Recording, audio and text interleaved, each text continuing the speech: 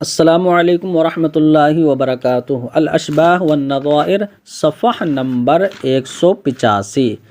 بسم اللہ الرحمن الرحیم۔ القول فی احکام المسجد، تو یہ گفتگو مسجد کے احکام کے متعلق ہے۔ فرماتے ہیں ہیا کثیرۃ جدا، اور احکام مسجد وہ بہت زیادہ ہیں۔ وقد ذکرہا اصحاب الفتاوی فی کتاب الصلاۃ فی باب علیٰ،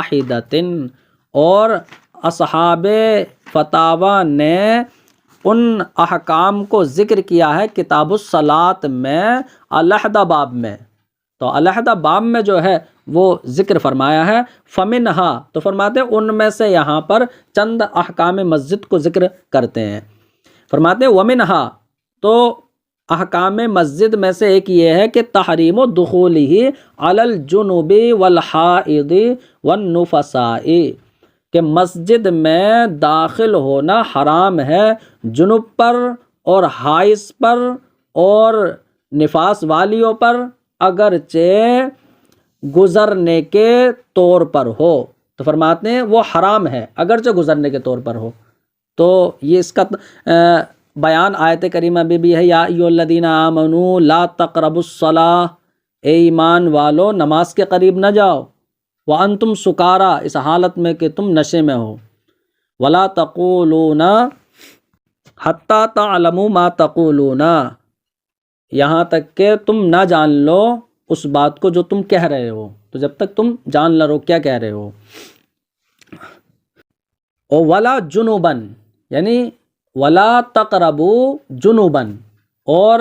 تم حالت جنوب میں بھی جو ہے نماز قریب نہ جاؤ، مسجد میں نہ جاؤ۔ اب فرمایا گیا الا عابری سبیل، مگر جو ہے راستے کو پار کرنے کے طور پر،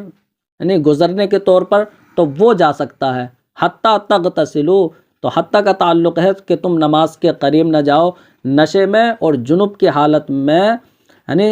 یہاں تک کہ تم غسل کر لو۔ تو دیکھیے یہاں پر جو ہے الا عابری سبیل، تو اس کے تعلق سے یہ امام شافعی اور امام مالک کا مذہب تو یہ ہے کہ مطلقاً مسجد میں گزرنا جو ہے وہ جائز ہے، ٹھیک ہے۔ تو یہاں پر وہ فرمایا کہ حرام ہے اگرچہ گزرنے کے طور پر ہو۔ تو یہ ہمارا احناف کا مذہب ہے، کیونکہ ہمارے نزدیک جنوب یعنی ناپاک شخص کا مسجد میں گزرنا جو ہے وہ ممنوع ہے راستہ بنانے کے طور پر۔ اور آیت کریمہ میں جو ہے الا عابری سبیل، کہ جو راستہ پار کرنے کے طور پر گزرے تو اس کے لیے جائز ہے۔ تو اس کی دو تفسیریں کی گئی ہیں، ایک ہے کہ الا عابری سبیل سے مراد یا تو مسافر ہے، کہ راستہ جو پار کرنے والا، یعنی مسافر کوئی شخص آیا اور اس کے پاس پانی نہیں ہے، تو پھر وہ مسجد میں جو ہے نماز پڑھے گا، وہ آ سکتا ہے تیمم کر کے، تو وہ یعنی ناپاک ہے تو تیمم کر کے وہ داخل ہو سکتا ہے۔ تو یا اس سے مراد جو ہے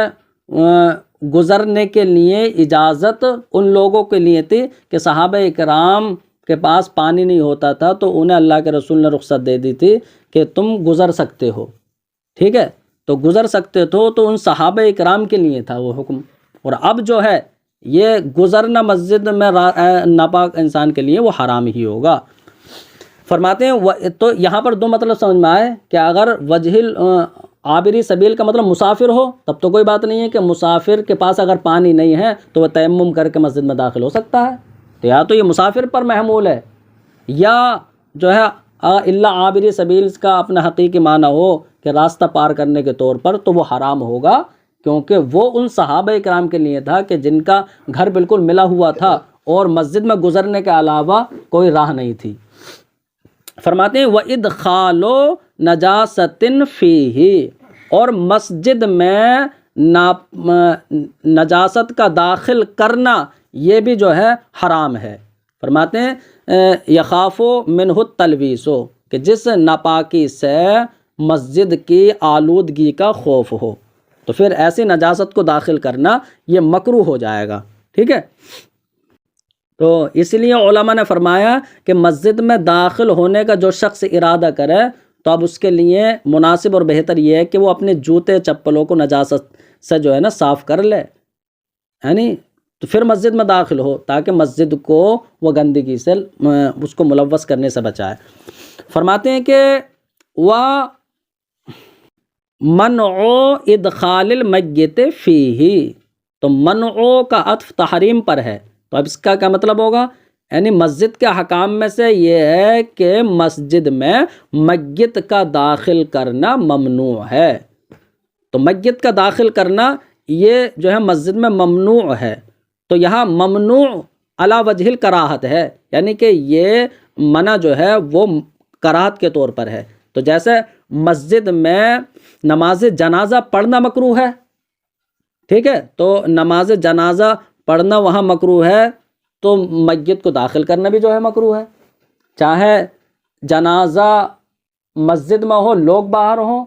یا جنازہ باہر ہو لوگ اندر ہوں، دونوں باہر ہونے چاہیے، ٹھیک ہے۔ فرماتے ہیں کہ والصحیح ان المنع لصلاۃ الجنازۃ، اور صحیح یہ ہے کہ جو ممنوع ہے نا تو وہ نماز جنازہ کے لیے، تو نماز جنازہ کے لیے میت کو داخل کرنا یہ ممنوع ہے۔ وَإِن لَّمْ يَكُنِ الْمَيِّتُ فِيهِ إِلَّا لِعُذْرِ مَطَرٍ وَنَحْوِهِ، فرماتے ہیں اور اگرچہ میت جو ہے مسجد میں نہ ہو، تو اگرچہ مسجد میں میت نہ ہو پھر بھی نماز جنازہ کے لیے جو ہے ممنوع ہے کہ لوگ ہی اگر کھڑے ہوں تب بھی جو ہے یہ منع ہے، مگر یہ کہ بارش وغیرہ کا عذر ہے کہ بارش اتنی ہو رہی ہے اور نماز جنازے پڑھنی ہے، تو پھر اس عذر کی وجہ سے کراہت جاتی رہے گی اور نماز پڑھنا وہ مکروہ نہیں ہوگا۔ فرماتے ہیں وَاخْتَلَفُوا فِي عِلَّتِهِ، اب یہ کہ نماز جنازہ کے لیے میت کو داخل کرنا مسجد میں یہ ممنوع ہے یعنی مکروہ ہے، تو اس کی علت کیا ہے؟ تو اس کی علت میں فقہا کا اختلاف ہے۔ بعض حضرات نے علت یہ بتائی ہے کہ میت کو داخل کرنے سے مسجد میں میت جو ہے وہ گندگی سے ملوث ہو جائے گی، تو تلویث کے خوف کی وجہ سے، اور بعض حضرات نے یہ کہا ہے کہ نہیں، مسجد جو ہے وہ ملوث نہیں ہوگی کیونکہ اس کو تو غسل دے کے لایا گیا ہے، ٹھیک ہے، بلکہ وہ کراہت کی علت یہ ہے کہ مسجدیں فرض نمازوں کے لیے بنائی گئی ہیں نہ کہ نماز جنازہ کے لیے، ٹھیک ہے۔ تو جن لوگوں نے علت تلویث کو بتایا ہے کہ خوف تلویث کی وجہ سے مسجد میں میت داخل کرنا یہ مکروہ ہے، تو ان کے نزدیک مکروہ سے مراد مکروہ تحریمی ہوگی، اور جن لوگوں نے کہا کہ مسجدیں نماز جنازہ کے لیے نہیں بنی ہیں، وہ تو مکتوبات نماز کے ادا کرنے کے لیے بنی ہے، تو پھر ان کے اعتبار سے اگر داخل کر دیا تو مکروہ تنزیہی ہوگا۔ فرماتے وَاخْتَلَفُوا فِي عِلَّتِهِ، اور میت کو داخل کرنا نماز جنازہ کے لیے مسجد میں یہ ممنوع ہے، تو اس کی علت میں فقہا کا اختلاف ہے۔ فَمِنْهُمْ مَنْ عَلَّلَ بِخَوْفِ التَّلْوِيثِ، تو فقہا میں سے جن حضرات نے تلویث کے خوف کو علت قرار دیا ہے کہ تلویث کے خوف سے منع ہے، تو تلویث کو علت قرار دیا ہے، کچھ نے جو ہے خوف تلویث کے خوف کو علت قرار دیا ہے۔ وَمِنْهُمْ مَنْ عَلَّلَهُ بِأَنَّهُ لَمْ يُبْنَ لَهَا، اور فقہا میں سے کچھ حضرات نے اس کے علت اس بات کو قرار دیا ہے کہ وہ نماز جنازہ کے لیے نہیں بنائی گئی ہیں مسجد۔ وعلی الاول، اور پہلی کے مطابق یعنی جو پہلے حضرات ہیں تو پہلے قول کی بنیاد پر ہی تحریمۃ، اگر مسجد میں داخل کر دیا گیا تو پھر یہ مکروہ تحریمی ہوگا۔ لیکن حاشیے میں یہ دیتے ہیں کہ دیکھیے کہ تلویث کے خوف کو علت قرار دینا یہ تو امر وہمی ہے نا، کہ تلویث کا ہو بھی سکتی ہے مسجد گندی اور نہ بھی ہو سکتی، تو مکروہ تنزیہی ہونا چاہیے جب احتمال ہے۔ لیکن فرماتے ہیں کہ مکروہ تحریمی اس لیے قرار دیتے ہیں کیونکہ حضور کی نہیں وارد ہے، حضور نے منع فرمایا تو نہیں کی وجہ سے اسے مکروہ تحریمی قرار دیا۔ اور فرماتے ہیں وعلی الثانی، اور جو دوسرے حضرات ہیں تو ان کے مطابق جو ہے ہی تنزیہۃ، تو یہ مکروہ تنزیہی ہوگا۔ ورجح الاول العلامۃ قاسم رحمہ اللہ، تو فرماتے ہیں علامہ قاسم رحمہ اللہ نے پہلے کو راجح قرار دیا ہے، یعنی مکروہ تحریمی کو راجح قرار دیا ہے۔ لیکن جو ہے علامہ حموی حاشم فرماتے ہیں کہ علامہ قاسم کی ترجیح کیسے مان لی جائے گی؟ وہ تو خود اہل ترجیح سے نہیں ہے بلکہ مذہب کے ناقلین میں سے ہیں، تو شاید مراد یہاں پر یہ ہوگی کہ علامہ قاسم نے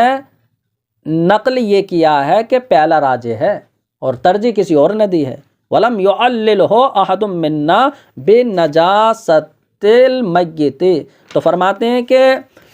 یعنی تلویث کے خوف کو علت قرار دیا ہے، یا مسجد اس لیے نہیں بنائی گئی ہے کہ نماز جنازہ ان میں پڑھی جائے،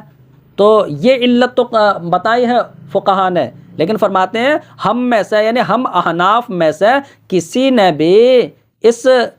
کراہت اور منع کی علت وہ میت کے ناپاک ہونے کو قرار نہیں دیا ہے کہ میت ناپاک ہے اس وجہ سے مسجد میں داخل کرنا ممنوع ہے۔ کیوں؟ تو فرماتے ہیں لِإِجْمَاعِهِمْ عَلَى طَهَارَتِهِ بِالْغُسْلِ، کیونکہ تمام فقہا کا اس بات پر اتفاق اور اجماع ہے کہ میت پاک ہو جاتی ہے غسل کی وجہ سے، ان کانا مسلمن، اگر میت مسلمان کی ہو تو وہ پاک ہو جاتی ہے۔ تو یہ علت تو کسی نے نہیں بتائی کہ میت کی ناپاکی جو ہے وہ علت ہے، یہ کسی نے نہیں بتائی۔ تلویث کو بتایا ہے یا جو ہے وہ مسجد نماز جنازے کے لیے نہیں بنائی گئی اسے بنایا ہے؟ تو علت یا تو تلویث کا خوف ہے کہ ایسا ہو سکتا ہے کہ میت سے کوئی ناپاکی نکل جائے، پیشاب وغیرہ یا اس کے پیٹ سے نکل جائے، یا جو ہے وہ مسجد اس لیے نہیں بنائی گئی ہے۔ فرماتے ہیں یہ تو علت ہے۔ وَمِنْهَا صِحَّةُ الْاعْتِكَافِ فِيهِ، اور احکام مسجد میں سے یہ ہے کہ مسجد میں اعتکاف صحیح ہے، تو مسجد میں اعتکاف صحیح ہے، بلکہ مرد جو ہے مسجد میں اعتکاف کریں گے عورتیں گھروں میں۔ وَمِنْهَا حُرْمَةُ إِدْخَالِ الصِّبْيَانِ وَالْمَجَّانِينَ حَيْثُ غَلَبَ تَنْجِيسُهُمْ، فرماتے ہیں اور احکام مسجد میں سے ایک حکم یہ ہے کہ بچوں کا اور پاگلوں کا داخل کرنا یہ حرام ہے، یعنی جب کہ ان کے ناپاک کرنے کا غلبہ ہو، تو ان کے ناپاک کرنے کا غالب و گمان ہو تو پھر جو ہے داخل کرنا حرام ہو جائے گا کہ وہ ناپاک کر دیں گے۔ فرماتے ہیں وَإِلَّا فَيُكْرَهُ، اور اگر ان کے ناپاک کرنے کا غلبہ نہ ہو تو پھر جو ہے مکروہ ہوگا، ورنہ تو مکروہ ہوگا۔ وَمِنْهَا مَنْعُ إِلْقَاءِ الْقُمْلَةِ بَعْدَ قَتْلِهَا فِيهِ، ہاں تو فرماتے ہیں کہ جوں کو ڈال دینا یہ ممنوع ہے ان کو مارنے کے بعد،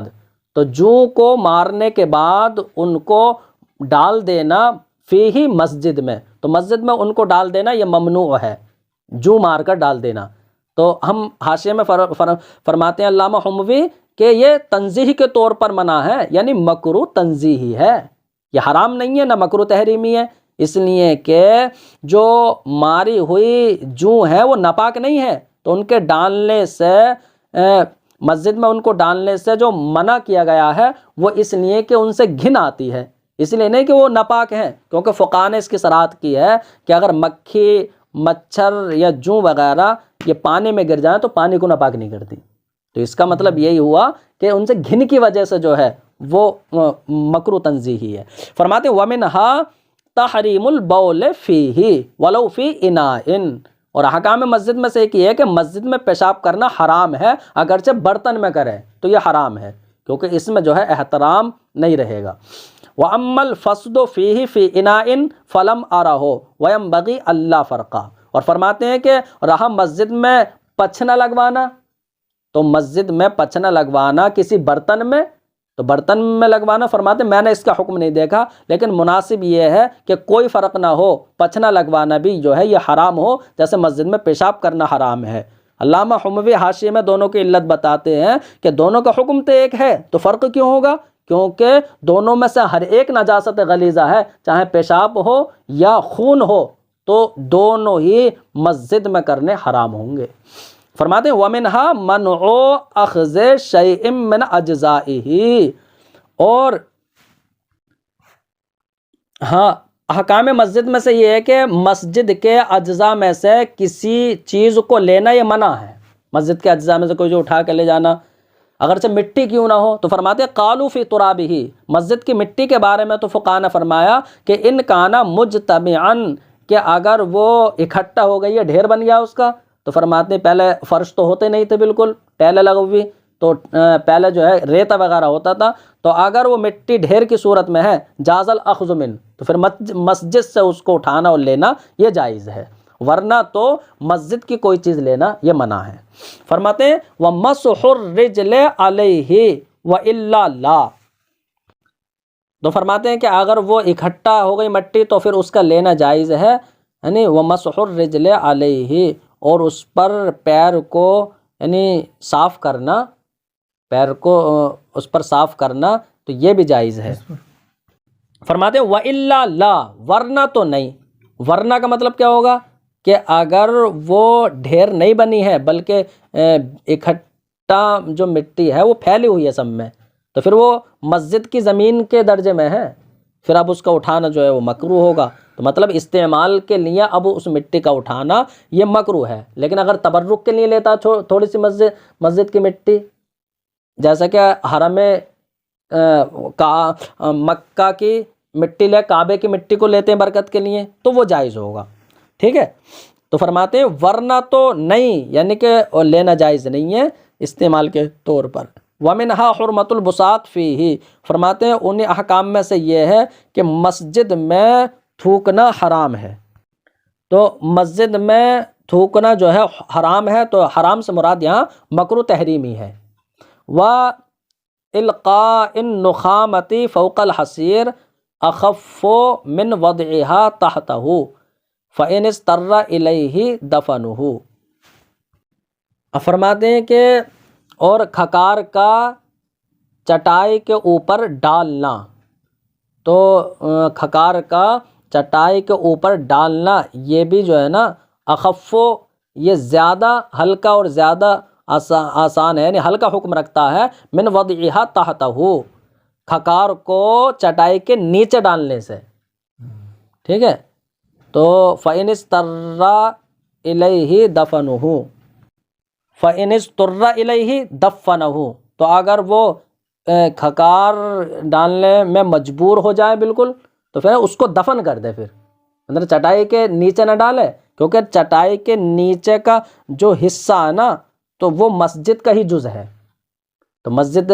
کا جز مسجد میں ڈالنا لازم آئے گا، اس لیے فرماتے ہیں چٹائی کے اوپر کھکار کا ڈالنا یہ زیادہ ہلکا حکم رکھتا ہے چٹائی کے نیچے ڈالنے سے۔ فَإِنِ اسْتُرَّ إِلَيْهِ، تو اگر وہ کھکار ڈالنے میں مجبور ہو جائے، دَفَنَهُ، تو پھر اس کو وہ دفن کرے، کیونکہ پہلے ریتا وغیرہ ہوتا تھا مسجد میں مٹی، تو دفن کر دے وہیں پر۔ فرماتے ہیں وَتُكْرَهُ الْمَضْمَضَةُ وَالْوُضُوءُ فِيهِ، اور کلی کرنا اور مسجد میں وضو کرنا یہ مکروہ ہے، ٹھیک ہے۔ تو یعنی یہ مکروہ ہے، الا ان یکون ثمہ موضع اعد لذلک، مگر یہ کہ وہاں کوئی ایسی جگہ ہو کہ جو اسی کے لیے تیار کی گئی ہے، جو اسی کے لیے رکھی گئی ہے، جیسے کہ مسجد میں حوض بنا دیا تھا بیچ میں، تو فرماتے ہیں لا یصلی فیہ، کہ جس میں نماز نہیں پڑھی جاتی ہے، ایسی جگہ ہے کہ اس میں نماز نہیں پڑھی جاتی ہے، تو پھر وہاں پر اس میں وضو کرنا یا کلی کرنا وہ مکروہ نہیں ہے۔ فرماتے ہیں او فی اناء، او فی اناء کا مطلب یہ ہے کہ الا ان یکون التوضی فی اناء، مگر یہ کہ وضو کرنا کسی برتن میں ہو، فلا یکرہ، تب بھی مکروہ نہیں ہے، ٹھیک ہے۔ وَيُكْرَهُ مَسْحُ الرِّجْلِ مِنَ الطِّينِ عَلَىٰ عُمُودِهِ، تو مسجد کا ستون ہوتا ہے، تو فرماتے ہیں مسجد کے ستون پر مٹی سے پیر کو صاف کرنا یہ مکروہ ہے، تو پیر پہ مٹی لگ گئی ہو، مسجد کے ستون پر اسے صاف کرنا چاہ رہا تو یہ بھی مکروہ ہے۔ وَالْبُزَاقُ عَلَىٰ حِيطَانِهِ، اور فرماتے ہیں مسجد کی دیواروں پر جو ہے وہ تھوک ڈالنا، بزاق تھوک ڈالنا تو یہ بھی مکروہ ہے۔ وَلَا يُحْفَرُ فِيهِ بِئْرُ مَاءٍ، اور پانی کا کنواں جو ہے مسجد میں نہیں کھودا جائے گا، پانی کا کنواں، ٹھیک ہے، کیونکہ اس میں مسجد کی حرمت ختم ہو جائے گی۔ تو اگر کنواں کھودنے والا وہ اگر محلے کا نہیں ہے، مسجد والوں آدمی میں سے نہیں ہے نا، تو کھودنے کی وجہ سے اگر کوئی نقصان ہو گیا تو وہ ضامن بھی ہوگا، اگرچہ لوگوں کی اجازت سے کھودا ہو اس نے۔ فرماتے ہیں کہ وَتُتْرَكُ الْقَدِيمَةُ، اور اگر پرانا کنواں ہے تو اسے چھوڑ دیا جائے گا، اگر پہلے سے کھدا ہوا ہے، جیسے کہ بیر زمزم ہے، تو زمزم کا کنواں جو ہے وہ حرم میں ہے نا، تو اسے چھوڑ دیا جائے گا۔ فرماتے ہیں وَيُكْرَهُ غَرْسُ الْأَشْجَارِ فِيهِ إِلَّا لِمَنْفَعَةٍ، اور مسجد میں درختوں کے پودے لگانا، درختوں کو لگانا یہ مکروہ ہے۔ تو درخت لگانا مسجد میں مکروہ ہے، الا لمنفعۃ، مگر کسی فائدے کے پیش نظر ہو۔ تو فائدہ کیا ہو سکتا ہے؟ یہی کہ تری کم رہے، کیونکہ پیڑ ہوں گے وہ تری سوکھتے رہیں گے، لیقل النزو، تاکہ تری کم رہ جائے، تو اس فائدے کی خاطر مسجد میں پیڑ لگانا یہ مکروہ نہیں ہوگا۔ ولا یجوز اتخاذ طریق فیہ للمرور، اور گزرنے کے لیے مسجد میں راستہ بنانا یہ جائز نہیں ہے کہ مسجد کے 2 دروازے ہوں یا زیادہ ہوں تو ایک دروازے سے داخل ہو کر دوسرے سے نکل جائے، تو یہ جائز نہیں ہے، ٹھیک ہے۔ اب جائز نہیں ہے تو کیا حرام ہے یا مکروہ تحریمی ہے؟ تو فرماتے ہیں جائز نہیں ہے، یہ حرام پر بھی صادق آتا ہے، مکروہ تحریمی پر بھی صادق آتا ہے، لیکن منیت المفتی میں یہ صراحت ہے کہ یہ مکروہ تحریمی ہے، ٹھیک ہے۔ الا لعذر، مگر کسی عذر کی وجہ سے، تو عذر کی وجہ سے مسجد میں گزرنے کے لیے راستہ بنانا تو وہ جائز ہو جائے گا۔ عذر کیا ہو سکتا ہے کہ مسجد میں سو رہے تھے اور ناپاک ہو گئے، تو اب جو ہے وہ گزرنے کے لیے جو ہے وہ راستہ بنا سکتا ہے، یعنی لیکن فوراً تیمم کر لے۔ وَتُكْرَهُ الصَّنَاعَةُ فِيهِ مِنْ خِيَاطَةٍ وَكِتَابَةٍ بِأُجْرٍ، فرماتے ہیں کہ وَتُكْرَهُ الصَّنَاعَةُ، اور مسجد میں پیشہ جو ہے وہ مکروہ ہے، کوئی بھی کام پیشہ وہ مکروہ ہے، من خیاطتن، اب چاہیں وہ درزی کا پیشہ ہو، او کتابتن، یا کتابت کا پیشہ ہو، تو وہ مکروہ ہے، بے اجرن، اجرت کے ساتھ۔ تو اجرت کے ساتھ جو ہے کوئی یہ کام کرے تو یہ مکروہ ہے۔ تو فرماتے ہیں کہ وَتَعْلِيمُ صِبْيَانٍ بِأُجْرٍ، اور اجرت کے ساتھ بچوں کو تعلیم دینا یہ بھی مکروہ ہے، لا بغیرہ، نہ کہ بغیر اجرت کے۔ تو بغیر اجرت کے بچوں کو تعلیم دینا مسجد میں وہ مکروہ نہیں ہے، لیکن اجرت کے ساتھ یہ مکروہ ہے۔ لیکن حاشیہ نمبر 5 میں اگر ہم دیکھیں تو علامہ حموی حاشم فرماتے ہیں کہ اس پر یہ اعتراض ہوا کہ منیت المفتی کی عبارت کے یہ خلاف بات ہے، کیونکہ اس میں یہ ہے کہ اجرت کے ساتھ اگر مسجد میں قرآن یا کسی بھی علم کی کتابت ہو تو یہ مکروہ نہیں ہے۔ علامہ حموی فرماتے ہیں کہ جو منیت المفتی کے نسخے میں یہ بات ہے کہ مکروہ نہیں ہے، تو شاید وہاں پر لا زائدہ ہو گیا، انہوں نے کہہ دیا مکروہ نہیں ہے، تو وہاں لا زائد ہے، کیونکہ فتح القدیر میں ہم دیکھیں تو وہاں فرمایا گیا کہ بچوں کا جو معلم ہے اگر وہ اجرت لیتا ہے تو وہ کاتب کی طرح ہے، تو اس کا جو ہے وہاں تعلیم دینا مسجد میں یہ جائز نہیں ہوگا، اور اگر بغیر اجرت کے ہے تو پھر مسجد میں تعلیم اس میں حرج نہیں ہے۔ فرماتے ہیں کہ بچوں کو اجرت کے ساتھ تعلیم دینا مسجد میں یہ مکروہ ہے، بغیر اجرت کے جو ہے یہ مکروہ نہیں ہے، الا لحفظ المسجد، مگر یہ کہ مسجد کی حفاظت کے لیے جو ہے وہاں پر پیشہ اختیار کرتا ہے، تو پھر یہ ایک روایت میں مسجد کی حفاظت کے لیے اب یہ مکروہ نہیں ہوگا۔ تو الا لحفظ المسجد کا تعلق وہ پیشے سے ہے کہ مسجد میں پیشہ مکروہ ہے، مگر یہ کہ وہ پیشہ سلائی کا ہو یا کتابت کا ہو، یہ مسجد کی حفاظت کے لیے ہو، تو اب یعنی کمائی کے لیے نہ ہو بلکہ حفاظت مسجد کے لیے ہو، تو پھر یہاں پر کیونکہ امور کا حکم مقصد کے تابع ہوتا ہے، تو یہاں پر نیت بدل گئی تو حکم بدل جائے گا، تو اب یہ مکروہ نہیں ہوگا۔ فرماتے ہیں وَيُكْرَهُ الْجُلُوسُ فِيهِ لِلْمُصِيبَةِ،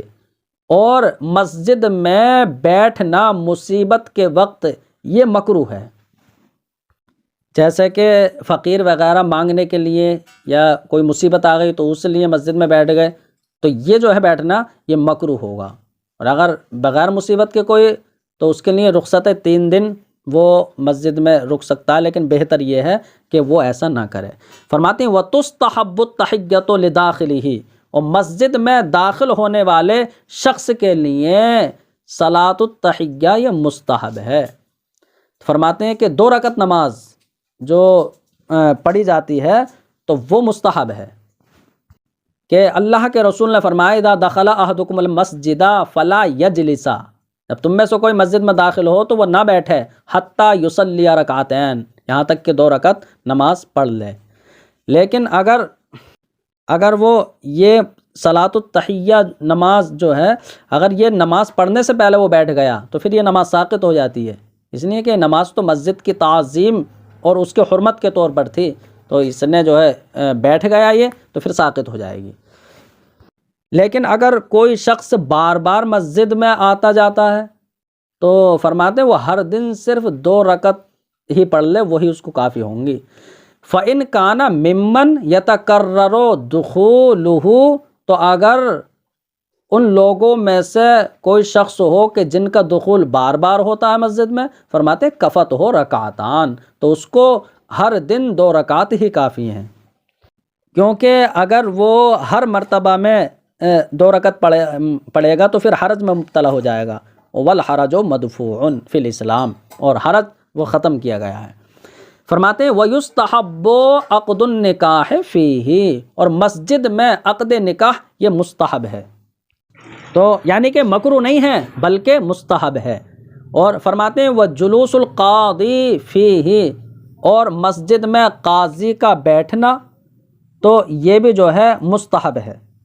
تو قضا کے لیے اگر قاضی بیٹھتا ہے تو اس میں حرج نہیں ہے، لیکن امام شافعی فرماتے ہیں کہ یہ مکروہ ہے۔ تو ہماری دلیل تو وہ حدیث پاک ہے کہ جس میں یہ ہے کہ بنیت المساجد لذکر اللہ والحکم، کہ مسجدوں کو ذکر اللہ کے لیے بنایا گیا ہے اور فیصلے کے لیے بنایا گیا ہے، یہ حدیث میں آیا۔ فرماتے ہیں وَيَحْرُمُ الْوَطْءُ فِيهِ، اور مسجد میں وطی کرنا حرام ہے۔ وَفَوْقَهُ كَالتَّخَلِّي، تو فرماتے ہیں فِيهِ وَفَوْقَهُ، تو مسجد میں اور مسجد کے اوپر دونوں جگہ جو ہے وطی کرنا حرام ہے، کالتخلی، جیسے کہ خلوت کرنا حرام ہے، تو مسجد میں اجنبی مرد اور عورت کا خلوت میں ہونا یہ جیسے حرام ہے ایسی وطی حرام ہے۔ وَيُكْرَهُ دُخُولُهُ لِمَنْ أَكَلَ ذَا رِيحٍ كَرِيهَةٍ، فرماتے ہیں کہ مسجد میں داخل ہونا مکروہ ہے اس شخص کے لیے کہ جو ناپسندیدہ بو والی چیز کو کھائے، تو ایسی چیز کو کھا کر آئے تو اس کے لیے داخل ہونا یہ مکروہ ہے۔ اب جیسے کہ پیاز ہو گئی یا لہسن ہو گیا یا گندنا ہو گیا، تو یہ جو ہے کھا کے آنا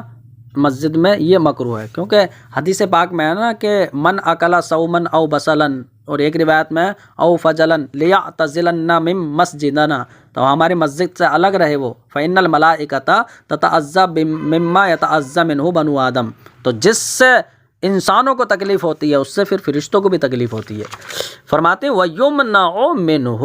تو ایسا شخص جو ناپسندیدہ بو والی چیز کھا کے آتا ہے تو مسجد سے اسے روکا جائے گا۔ وَقَضَى كُلِّ مُؤْذِنٍ فِيهِ وَلَوْ بِلِسَانِهِ،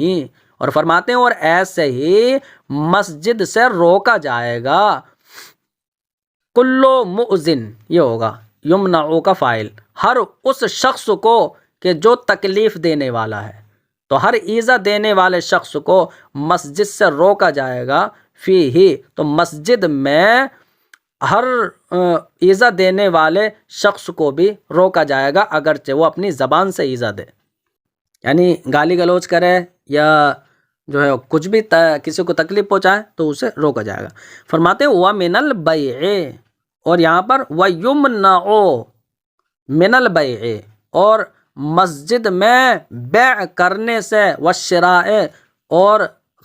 شرا کرنے سے، یعنی بیع و شرا دونوں سے روکا جائے گا۔ وَكُلِّ عَقْدٍ، اور بیع و شرائی کی بات نہیں، ہر عقد سے روکا جائے گا غیر معتکف کے لیے، تو غیر معتکف کے ہر غیر معتکف کے لیے تو کوئی سا بھی عقد ہو تو اس سے جو ہے اسے منع کیا جائے گا۔ وَيَجُوزُ لَهُ بِقَدْرِ حَاجَتِهِ، ہاں معتکف شخص کے لیے اپنے حاجت کی بمقدار وہ جائز ہے کہ وہ مسجد میں خرید و فروخت یا کوئی عقد کر سکتا ہے، لیکن یہ ضروری ہے کہ وہ وہاں پر بھیڑ نہ لگائے، کبھی سامان اکٹھا کر لے۔ فرماتے ہیں إِن لَمْ يُحْضِرِ الصَّلَاةَ، جبکہ وہ سامان کو مسجد میں حاضر نہ کرے۔ وَإِنشَادِ الضَّالَّةِ وَالْأَشْعَارِ، اور فرماتے ہیں گمی ہوئی چیز کا اعلان کرنے سے بھی روکا جائے گا۔ وَيُمْنَعُ انشاء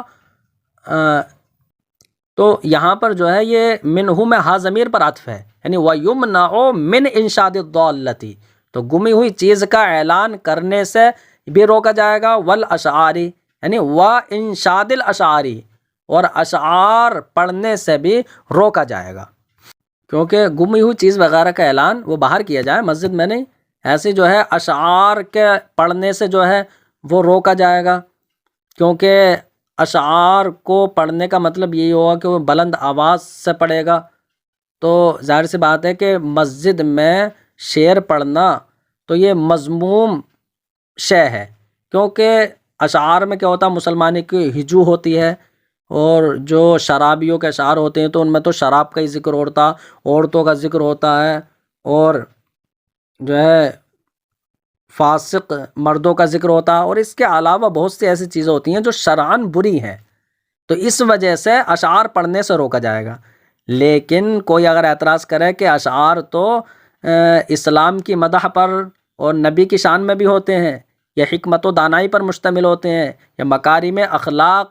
اور پرہیزگاری پر ابھارنے والے ہوتے ہیں، تو اس کے علاوہ یعنی بہت سے خیر کے انواع پر مشتمل ہوتے ہیں اشعار،